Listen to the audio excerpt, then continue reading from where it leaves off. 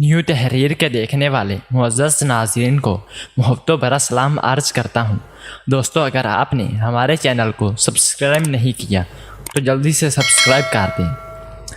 खुदा के लिए बेटा मुझे माफ़ कर दो, मैं आगे से दोबारा ये काम नहीं करूँगी। मैंने फिर कहा, चाची अगर मेरी जगह चाचू होते और आपको ये हरकत करते देख लेते तो फिर आपका क्या हाल होना था, ये आपने सोचा है?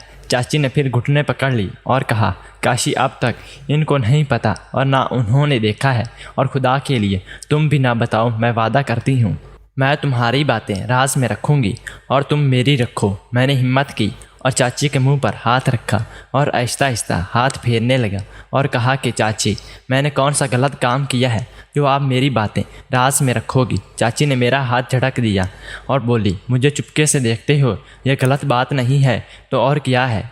चाची दोबारा अपनी जगह पर जाकर टांगें लंबी करके टेक लगाकर बैठ गई और मेरी तरफ देखने लगी। मैं अपनी जगह से उठा और चाची वाली साइड पे जाकर उनकी टांगों के पास जाकर बैठ गया और फिर मैंने अपना हाथ चाची के हाथ पर फेरना शुरू कर दी और इस दफ़ा मैंने उनके हाथ को दबोच लिया था। आपको जो मैं चुपके से देखता हूँ, इस बात का क्या सबूत आपके पास है जो आप किसी को मेरा बताओगी? और साथ में मैंने अपना हाथ चाची के जिस्म पर रखना शुरू कर दी। चाची मेरी ये हरकत देखकर उछल पड़ी और मेरे मुंह पे ज़ोरदार थप्पड़ मारकर बोली, शर्म नहीं आती? तुम अपनी सगी चाची के साथ ये बेहुदा हरकत कर रही हो और तुम्हारे पास क्या सबूत है कि मैं अपने उनके साथ गलत काम कर रही थी? चाची के थप्पड़ मारने पर मेरा दिमाग घूम गया और मुझे शदीद गुस्सा आ गया। मैं वहाँ से उठकर दरवाज़े की तरफ जाने लगा। दरवाज़े पर पहुँचकर मेरे दिमाग में ख्याल आया, चाची को अभी तक ये पता नहीं है कि मेरे पास उनके काले करतूत की वीडियो बनी हुई है। मैं कमरे से बाहर निकला और साथ वाले कमरे में पड़ा हुआ मोबाइल, जो कि मैंने चार्जिंग पे लगाया हुआ था, लेने चला गया और मेरा दिमाग बहुत तेज़ी के साथ काम कर रहा था। मुझे मेरे दिल से आवाज़ आई, जल्दी कर काशी, और गुस्से में साथ वाले कमरे में दाखिल हुआ और अपना मोबाइल उठाया और दोबारा चाची के कमरे में दाखिल हुआ। इस दफ़ा मैंने कोई दस्तक नहीं दी और अंदर आकर सीधा उनके पास जाकर बैठ गया। वो थोड़ा हट के बैठ गई। मैंने मोबाइल पे वीडियो लगाई और मोबाइल की स्क्रीन चाची के मुँह की तरफ कर दी। चाची की नज़र जब मोबाइल की स्क्रीन पर पड़ी और अपने करतूत वाली वीडियो देखी तो उसके चेहरे का रंग पीला जर्द हो गया और वो वीडियो भी देख रही थी और काम भी रही थी। उसने फ़ौरन मेरे हाथ से मोबाइल खींचने की कोशिश की, जो कि मुझे पहले इल्म में था, और मैंने फ़ौरन अपना हाथ खींच लिया और बेड से उठकर साथ पड़ी हुई कुर्सी पे बैठ गया और चाची का मुंह देखने लगा। चाची ने कांपती हुई आवाज़ में पूछा, तुमने ये वीडियो कैसे बनाई? मैंने कहा, चाची आप क्या समझती हो कि मैं उस टाइम आया था जब आपने मुझे देख लिया था? नहीं, मैंने आपका मुकम्मल खुद देखा था और इस टाइम आपकी वीडियो भी बनाई थी। और मैंने कहा, अब क्या ख्याल है मेरी प्यारी चाची जान? मेरे पास तो आपका पक्का सबूत है। अब बताओ क्या वो मंज़र होगा जब ये वीडियो चाचू देखेंगे, और फिर बाद में आपके साथ जो होगा ये तो आपने मुझे थप्पड़ मारते ही नहीं सोचा था। चाची फ़ौरन बेड से उठी और सीधी मेरे पाँव में आकर बैठ गई और रोने लगी। काशी मुझे माफ़ कर दो, मैंने तुम पे हाथ उठाया। खुदा के लिए ये वीडियो ख़त्म कर दो। खुदा के लिए किसी को ना दिखाना। मैं तुम्हारे आगे हाथ जोड़ती हूँ, मैं ज़िंदगी में दोबारा ये काम नहीं करूँगी। खुदा के लिए काशी मेरा घर बर्बाद होने से बचा लो। ये वीडियो अपने मोबाइल से ख़त्म कर दो। अगर ये किसी ने देख ली तो क़यामत आ जाएगी। और साथ में पैरों में हाथ रख कर रोए जा रही थी। मैंने आगे से जवाब दिया, चाची इस वीडियो की वजह से तुम मेरे पैरों में बैठी हो, माफ़ी मांग रही हो। अगर ये वीडियो ना होती तो आज तुमने मेरे ऊपर हाथ ना उठाया होता और मुझसे सबूत का ना पूछा होता। चाची बोली, काशी मुझे माफ़ कर दो, मैं बहक गई थी और अपने आप पर कंट्रोल ना रख सकी थी, इसलिए अपनी प्यास बुझाने के लिए ये गलत काम किया। तुम भी मर्द हो, तुम भी अपने जिस्म की प्यास बुझाने के लिए काम करते हो और तुमने भी किसी औरत के साथ ये काम किया होगा। मैंने चाची से कहा, हाँ ये कि अब मैं अपने जिस्म की प्यास बुझाने के लिए काम करता हूँ, लेकिन ये भी है कि आज तक मैंने किसी औरत के साथ ये काम नहीं किया है। लेकिन आप तो शादीशुदा हैं और आपके बच्चे हैं। कल को ये बात किसी को पता चल जाएगी तो आपकी अपनी और घर वालों की इज़्ज़त का क्या होगा और आपके बच्चों का क्या बनेगा? ये आपने भी सोचा है? और दूसरा, आप जो ये कह रही हैं कि मैं बहक गई थी ये गलत काम करने के लिए, आप जब ये अपने सगे के साथ ये काम कर रही थी, मैंने आपकी सब बातें सुनी। आपकी बातों से साफ पता चल रहा था कि आप ये काम पहली दफ़ा नहीं काफ़ी टाइम से कर रही हैं और काफ़ी लोगों से कर चुकी हैं। क्या नहीं है। चाची ने रोना बंद कर दिया। फिर वो बोली, काशी तुमने सब कुछ देख भी लिया है और सुन भी लिया है। तुमको पता है मैं अभी जवान हूँ। जब तुम्हारे चाचू फौत हुए तो मेरी उम्र उस टाइम 25 साल थी। तुम्हारे चाचू के फौत होने के 15 साल बाद तक मैं अकेली बर्दाश्त करती रही और सहती रही। लेकिन तुम खुद सोचो, मैं एक जवान औरत हूँ, मेरी भी जज्बात हैं, एहसासात हैं। मैंने मजबूर होकर ये कदम उठाया और बाहर मुंह मार के बदनामी से बचने के लिए, अपने घर में अपने जिस्म की तस्कीन के लिए अपने उनके साथ तल्लक बनाया था। फिर भी थोड़ी देर खामोश रही और कोई मिनट की खामोशी के बाद बोली, काशी तुम मेरा सब कुछ भी देख भी चुके हो और जान भी चुके हो। अब तुम्हारी मर्ज़ी है कि तुम ये सब कुछ अपने चाचू को दिखाकर मेरी ज़िंदगी बर्बाद कर सकते हो, और या एक और हाल भी है। और फिर वो खामोश हो गई। मैं तज्जब में था कि दूसरा हाल कौन सा है। मैंने खामोशी को तोड़ते हुए बेचैनी से सवालिया नज़रों से पूछा, आप दूसरे किसी हाल की बात कर रही हैं? चाची ने चेहरा उठाकर मेरी तरफ देखा और फिर अपनी नज़रें नीची करके बोली, अगर तुम मेरा ये राज किसी को ना बताओ, मैं तुम्हारी प्यास बुझाने के लिए तुम्हारी काफ़ी मदद कर सकती हूँ। मुझे पता चल चुका था चाची अब काफ़ी हद तक मेरे कंट्रोल में आ चुकी हैं, लेकिन मैं फिर भी अपनी मर्दानगी में रहना चाहता था। इसलिए मैंने फिर सवाल किया, आप मेरी कैसे और किस तरह मदद कर सकती हैं? चाची ने कहा, तुम अच्छी तरह जानती हो मैं तुम्हारी कैसे मदद कर सकती हूँ। तुम बच्चे ना बनो। मैंने कहा, आपको पता है मैंने आज तक किसी औरत के साथ इस किस्म का कोई तल्लक नहीं रखा है, इसलिए आपसे पूछ रहा हूँ आप कैसे मेरी मदद कर सकती हैं। चाची ने लंबी सी सांस ली और बोली, जैसे मैंने नदीम के साथ किया था, और ये उस सूरत में हो सकता है जब तुम मुझसे वादा करो कि तुम मेरे राज को राज रखोगे। मैंने बाजी से कहा कि खुद तुमने मेरे हवाले करना होगा, फिर साबित होगा कि ये डील पक्की है या सिर्फ जान छुड़वाने के लिए दाना फेंका जा रहा है। चाची उठकर बेड पे बैठ गई और फिर मेरी तरफ मुंह करते हुए बोली, मैं तुम्हारी सगी चाची हूँ और ये सब मैं तुम्हारे साथ नहीं कर सकती, वरना मैं किसी और को तुम्हारे लिए ला सकती हूँ। इसके साथ जो करना बोलो, क्या मंजूर है कि नहीं? मैं सोचने लगा, आप कितने आराम से साइड पे कुछ करवा रही हैं और किसी अपने जैसी दूसरी औरत को मेरे लिए पेश कर रही हैं। मैंने दिल में सोचा, काशी बेटा, इस औरत का पक्का सबूत तो वैसे तेरे पास मौजूद है। इसके साथ एक ना एक दिन तो ज़रूर अपनी ख्वाहिश पूरी कर लूँगा।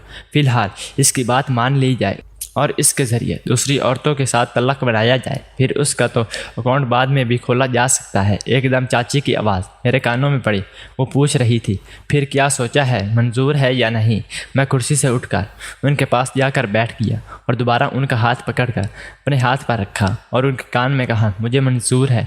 वो आगे से मुस्कुराई और मेरे हाथ को दबा कर बोली, तुम काफ़ी समझदार हो, लेकिन अभी ऐसा करो, साथ वाले कमरे में चलो और अपने बैग में से तेल निकाल कर कमरे में बैठो। मैं वहाँ आती हूँ, वहाँ पे तुम्हारा काम करूँगी। इस कमरे में दादी भी बाथरूम जाने के लिए मेरे रूम पे भी आ सकती है। मैं वहाँ से उठा और साथ वाले कमरे में चला गया और वहाँ पे मेरा बैग पड़ा हुआ था।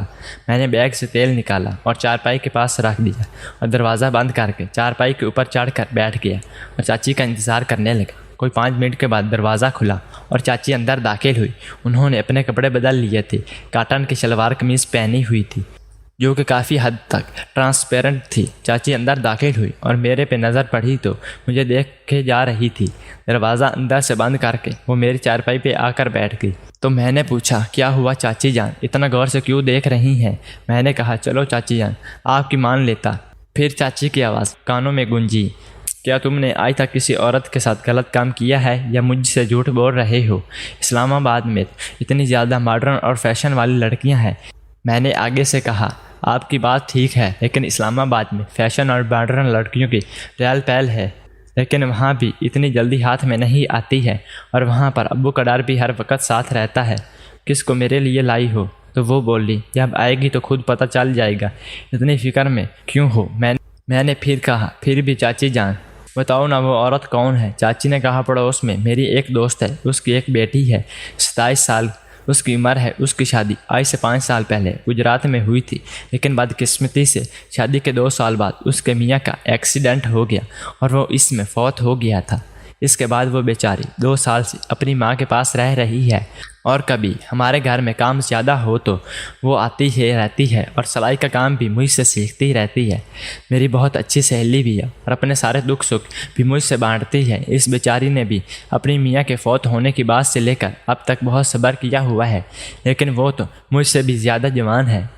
मुझे बहुत दफ़ा कह चुकी है बाजी मेरा भी कुछ इंतज़ाम करो, लेकिन मैं इसको बहुत दफ़ा टाल चुकी हूँ कि मौका मिला तो तुम्हारे लिए कुछ करूँगी। वो बेचारी काफ़ी टाइम से मेरे इस लहरे पे बैठी हुई हैं। मैंने चाची से सवाल किया, चाची इसको मेरे लिए राज़ी कैसे करोगी ना? मैंने ना उसको देखा हुआ है ना और उसने मुझे देखा हुआ है। चाची बोली, इस बात की फिक्र तुम ना करो, वो अपनी हवस की आग में बहुत गर्म है। इसको किसी भी की शदीद तलब है। वो बस ये चाहती है जो भी हो अपना बंदा हो और जो जब दिल करे आ जाया करे और बाहर किसी के सामने बदनाम भी ना करे। सो वो तुम हो मेरी नज़र में, और जब मैंने उसको तुम्हारे तलक एतमाद में कर देना है तो उसने राज़ी खुशी तुम्हारे साथ सो जाना है।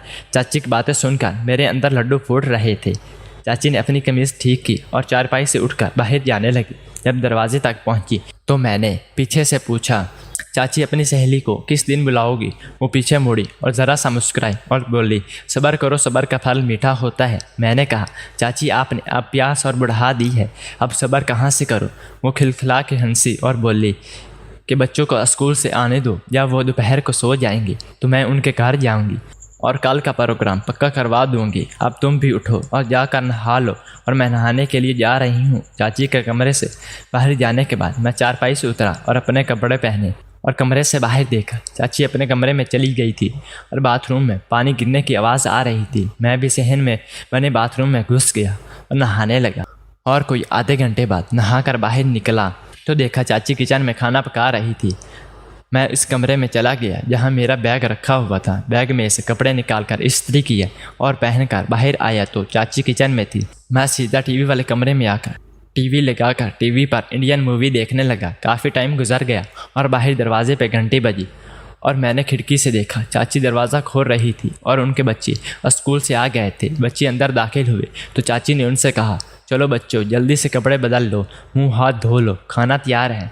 फिर बच्चे कपड़े बदलने चले गए और फिर चाची वहाँ से सीधी टीवी वाले कमरे में आई और आकर बोली, काशी बेटा किचन में आकर खाने वाले बर्तन रख दो और आकर खाना भी खा लो। मैंने टीवी बंद किया और किचन में जाकर बर्तन उठाकर दस्तक वहाँ पर रखने लगा और कुछ देर बाद बच्चे और दादी भी अपने कमरे से निकलकर वहाँ आ गए और फिर हम सब ने मिलकर खाना खाया। खाना खाकर मैंने बर्तन किचन में रख दिए और हाथ धोकर दोबारा टीवी वाले कमरे में आकर टीवी लगाकर बैठ गया और बच्चे भी खाना खाकर चाची के साथ वाले कमरे में आराम करने चले गए। और कुछ देर बाद मैंने देखा चाची किचन का काम ख़त्म करके अपने कमरे की तरफ चली गई और मैं टीवी पे फिल्म देखने में मशगूल हो गया। कोई आधे घंटे के बाद मैंने देखा कि चाची अपने कमरे से निकलकर टीवी वाले कमरे में आई और बोली, काशी मैं मोहल्ले में पड़ोस के यहाँ जा रही हूँ, थोड़ी देर बाद आ जाऊँगी, तुम अंदर से दरवाज़ा बंद कर लो। और साथ मुझे एक स्माइल दी और आंख मार दी। मैंने कहा, जी ठीक है चाची जान, और वो मेरे आगे आगे चलती हुई घर से बाहर चली गई। मैंने दरवाज़ा अंदर से बंद कर दिया और दोबारा टीवी वाले कमरे में आकर टीवी देखने लगा, लेकिन अब फिल्म पे दिल नहीं लग रहा था। ये बार बार सोच आ रही थी, क्या चाची की सहेली मान जाएगी? अगर वो मान जाएगी तो मेरा तो पहला तजुर्बा है, कैसे करूँगा? लेकिन अंदर अंदर लड्डू भी फूट रहे थे कि ज़िंदगी में पहली बार किसी औरत के साथ मिलूँगा। मैं इन सोचों में डूबा हुआ था और पता नहीं चला 1 घंटे से ज़्यादा टाइम गुजर गया। मैंने टाइम देखा तो 5 बजने में 2 मिनट बाकी थे और 6 बजे तो चाचा भी घर आ जाते हैं, लेकिन चाची अभी तक नहीं आई। मैं ये सोच रहा था। बाहर घंटी बजी तो मैं फ़ौरन उठा और जाकर दरवाज़ा खोला तो सामने चाची थी। वो जल्दी से अंदर गई और सीधा अपने कमरे में चली गई और मैंने दरवाज़ा बंद किया और चाची के कमरे की तरफ चल गया। अभी मैं चाची के कमरे के दरवाजे पर पहुंचा था कि दोबारा घंटी बजी। मैं फिर दरवाजे की तरफ लपका और दरवाज़ा खोला तो आपकी बाहर चाचा थे। मैंने उनको देखा और सलाम किया। वो जवाब देकर अपनी मोटर बाइक अंदर ले आए और सहन में एक कोने पे शेड के नीचे खड़ी कर दी और फिर अपना ऑफिस बैग लेकर अपने कमरे में चले गए। मैंने अब चाची के कमरे की तरफ जाना मुनासिब नहीं समझा और दोबारा टीवी वाले कमरे में आकर टीवी लगाकर बैठ गया। कोई आधे घंटे के बाद चाचू कपड़े बदल कर नहा धोकर टीवी वाले कमरे में आ गए। मैंने रिमोट उनको दे दिया। उन्होंने न्यूज़ वाला चैनल लगा लिया और टीवी देखने लगे। मैंने दोबारा चाची को किचन की तरफ जाते हुए देखा। लेकिन मैंने अपनी जगह पे बैठा रहना बेहतर समझा और कुछ देर बाद चाची चाय के 2 कप लेकर टीवी वाले कमरे में आई और चाचा को सलाम किया और फिर हम दोनों को चाय देकर बाहर चली गई। और फिर उस दिन रात सोने तक मेरी चाची से कोई बात ना हो सकी और सब खाना खाकर रोज़ के मामूल की तरह रात को सोने गए और मैं भी छत पे अपनी चारपाई पे सो गया। अगली सुबह मैं किसी के जगाने से पहले उठ गया था क्योंकि मुझे पता था आज मेरी किस्मत खुलने वाली है और मैं उठकर सीधा नीचे बाथरूम की तरफ जाने लगा। जब मैं सहन में पहुंचा तो चाची से सामना हुआ, उनके साथ नज़रें मिली तो वो मुझे बड़े अच्छे स्टाइल के साथ देख रही थी और मैं सीधा बाथरूम में घुस गया। नहा धोकर मैं बाहर निकल आया। सब लोग दस्तरखान पे बैठे हुए थे, मैं भी उनके साथ बैठकर नाश्ता करने लगा। दोस्तों, अगर आपने इस कहानी के बाकी तमाम पार्ट्स नहीं देखे तो कमेंट में तमाम पार्ट्स के लिंक दे दिए गए हैं, आप वहां जाकर देख सकते हैं। इस कहानी का पार्ट नंबर 4 देखने के लिए हमारे चैनल को सब्सक्राइब कर लें और कमेंट में पार्ट 4 लिखें। शुक्रिया, चैनल को ज़रूर सब्सक्राइब कर लेना।